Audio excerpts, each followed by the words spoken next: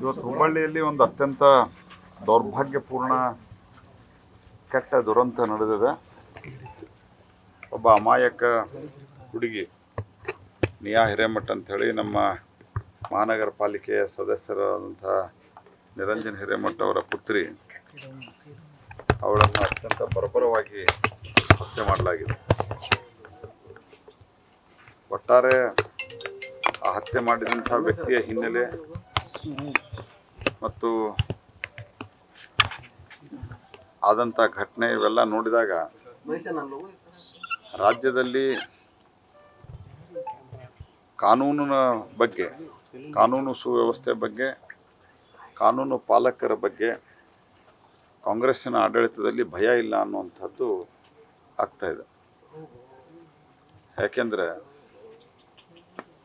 ಮೊನ್ನೆನೂ ಸಹಿತ ಒಂದು particular day Gokul ರಸ್ತೆಯಲ್ಲಿ ಮತ್ತು ಬೇರೆ ಬೇರೆ ಕಡೆ ರಂಜಾನ್ ದಿವಸ ಈ ವೀಲಿಂಗ್ ಮಾಡ್ಕೊಂಡು ಹೋಗೋದು, ರಸ್ತೆಯಲ್ಲಿ ಟೂ ವೀಲರ್ ಮೇಲೆ 2-3 ಜನ ಹೋಗಿ ನಡೀತಾ ಹೊಂಟವರಿಗೆ ಹೊಡೆದು ಹೋಗೋದು ತಲೆಗೆ, ಇವೆಲ್ಲ ಘಟನೆಗಳು ನಡೆದಿದ್ದಾವೆ.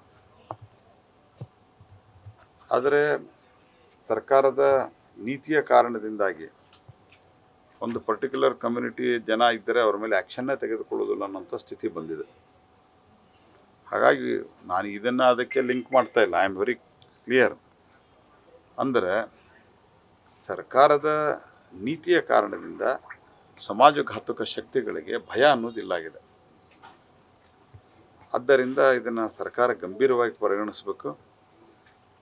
ಸರ್ಕಾರ ಇದೇ ರೀತಿ ಮುಂದುವರೆದರೆ ಜನ ಪ್ರತಿಭಟನೆಗೆ ಇಳಿತಾರೆ ಅನ್ನುವಂಥ ಎಚ್ಚರಿಕೆಯನ್ನು ನಾನು ಸಿದ್ದರಾಮಯ್ಯನವರಿಗೆ ಕೊಡ್ಲಿಕ್ಕೆ ಬಯಸ್ತೇನೆ. ಈಗಾಗಲೇ ಈಗ ತೇಪೆ ಹಚ್ಚುವಂತ ಕೆಲಸ ಆಗ್ಬಿಡುತ್ತೆ ಸರ್. ಆಲ್ರೆಡಿ ಕಮಿಷನರ್ ಹೇಳ್ತಾರೆ ಆರೋಪಿ ಅವಳನ್ನ ಲವ್ ಮಾಡ್ತಿದ್ದ, ಅವಾಯ್ಡ್ ಮಾಡೋ ಕಾರಣಕ್ಕೆ ಕೊಲೆ ಮಾಡಿದ.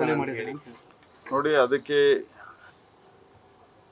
ಲವ್ ಮಾಡ್ತದ್ನ ಇಲ್ಲ ಅವ್ರ ತಂದೆ ನನಗೆ ಹೇಳಿದ್ನ ಫೋನ್ದಾಗ. ಘಟನೆ ಆದ ತಕ್ಷಣ ನಾನು ಮಾತಾಡಿದೆ, ಯಾವುದೇ ಆ ರೀತಿ ಲವ್ ಇತ್ಯಾದಿ ಇರಲಿಲ್ಲ ಅನ್ನೋಂಥ ಮಾತನ್ನು ಅವ್ರ ತಂದೆ ಹೇಳಿದ್ದಾರೆ.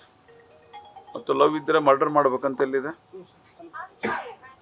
ಅಕಸ್ಮಾತಾಗಿ ಮೊದಲ for a moment you imagine, ಒಂದು ಕ್ಷಣ ನೀವು ಕಲ್ಪನೆ ಮಾಡಿಕೊಡ್ರಿ, ಅವಳು ಲವ್ ಮಾಡ್ತಾ ಇದ್ದೇನೆ ಅಂತಿದ್ರೂ ಸಹಿತ ಆಮೇಲೆ ಬೇಡ ಅಂತಂದಿರ್ಬೋದು, ಅವಾಯ್ಡ್ ಮಾಡಿರ್ಬೋದು. ಮರ್ಡರ್ ಮಾಡ್ಬೇಕಂತೇನಿದೆ?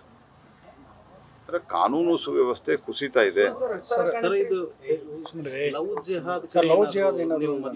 ಈ ಆ್ಯಂಗಲ್ದಲ್ಲಿ ತನಿಖೆ ಆಗ್ಬೇಕು. ಲವ್ ಜಿಹಾದ್ ಆ್ಯಂಗಲ್ದಲ್ಲಿಯೂ ಅತ್ಯಂತ ಗಂಭೀರವಾಗಿ ತನಿಖೆ ಆಗ್ಬೇಕಿದೆ.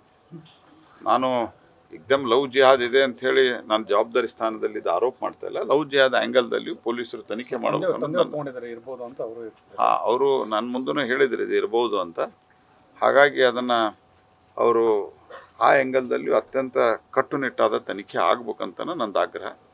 ಆ ಕಾರಣಕ್ಕಾಗಿಯೇ ನಾವು ಇವತ್ತು ಇಲ್ಲೇ ಬಂದು ನಾನು ಅರವಿಂದ್ ಬೆಲ್ಲದವರು ಅಂತಿಮ ದರ್ಶನವನ್ನು ಪಡೆದಿದ್ದೇವೆ. ಆಗ್ರಹಕ್ಕಾಗಿಯೇ ನಮ್ದು ಆಗ್ರಹ ಇದೆ. ಯಾಕಂದರೆ ಇದು ಒಬ್ಬ ಅಮಾಯಕ ಹೆಣ್ಮಕ್ಳು, ಅಮಾಯಕ ಜನ ಈ ರೀತಿ ಬೀದಿ ಹೆಣವಾಗಿ ಹೋಗೋದು, ಅದು ಹಾಡಹಗಲೇ ಕಾಲೇಜ್ದಲ್ಲಿ.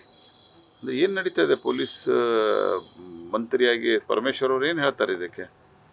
ನಾನು ಕೇವಲ ಪೊಲೀಸ್ ಅಧಿಕಾರಿಗಳನ್ನು ದೂರ್ತಾ ಇಲ್ಲ, ನಾನು ಪೊಲೀಸ್ ಅಧಿಕಾರಿಗಳಿಗೆ ಫ್ರೀಡಮ್ ಕೊಟ್ಟು ನೀವು ಕಟ್ಟೆನಿಟ್ಟಾಗಿ ನಡ್ಕೊಡ್ರಿ ಅನ್ನುವಂಥ ನೈತಿಕ ಬೆಂಬಲವನ್ನು ಸರ್ಕಾರ ಕೊಟ್ಟರೆ ಪೊಲೀಸರು ಎಂಥ ಒಳ್ಳೆಯ ಆ್ಯಕ್ಷನ್ ಆದರೂ ತಗೋತಾರೆ. ಆದರೆ ಯಾವಾಗ ಸರ್ಕಾರ ಒಂದು ರೀತಿಯಲ್ಲಿ ತುಷ್ಟೀಕರಣದ ರಾಜಕಾರಣ ಮಾಡ್ತದೆ, ಅವಾಗೆಲ್ಲ ಸಮಸ್ಯೆಗಳು ಬರ್ತವೆ. ಸರ್, ಈಗ ಈ ಹಳೆ ಹುಬ್ಳಿ ಕೇಸ್ ಆಗಿರ್ಬೋದು, ಬೆಂಗಳೂರಿನಲ್ಲಿ ಕೇಸ್ ಆಗಿರ್ಬೋದು, ನಾವು ಹಿಂಗೆ ತೆಗಿತೀವಿ ಅಂತ ಮಾತಾಡ್ತಾರಲ್ಲ, ಇದು ಅವ್ರಿಗೆ ಕುಮ್ಮಕ್ಕು ಕೊಟ್ಟಂಗೆ. ಹಾಂ, ಡೆಫಿನೆಟ್ಲಿ. DJ ಹಳ್ಳಿ, KJ ಹಳ್ಳಿ ಪ್ರಕರಣ ಇರ್ಬೋದು, ಹಳೆ ಹುಬ್ಬಳ್ಳಿಯ ಪ್ರಕರಣಗಳಿರ್ಬೋದು, SDPIದು ಅವ್ರ ಬಗ್ಗೆ ಒಂದು ವಿಶೇಷವಾದಂಥ ಪ್ರೀತಿ ಇರ್ಬೋದು, ಮುಸ್ಲಿಂ ಲೀಗ್ ಬಗ್ಗೆ ಕಾಂಗ್ರೆಸ್ಗಿದ್ದಂಥ ಪ್ರೀತಿ ಇರ್ಬೋದು, ಇವೆಲ್ಲ ಆ್ಯಂಗಲ್ಗಳು ಭಾಳ ಇಂಪಾರ್ಟೆಂಟ್ ರೋಲ್ ಪ್ಲೇ ಮಾಡ್ತವೆ. ಪ್ರಚೋದನೆ ಸಿಕ್ಕಂಗೆ ಆಗತ್ತೆ. ನ್ಯೂಸ್ ಫಸ್ಟ್, ನಿರ್ಭೀತಿಯಿಂದ ನಿಮ್ಮ ಪರವಾಗಿ.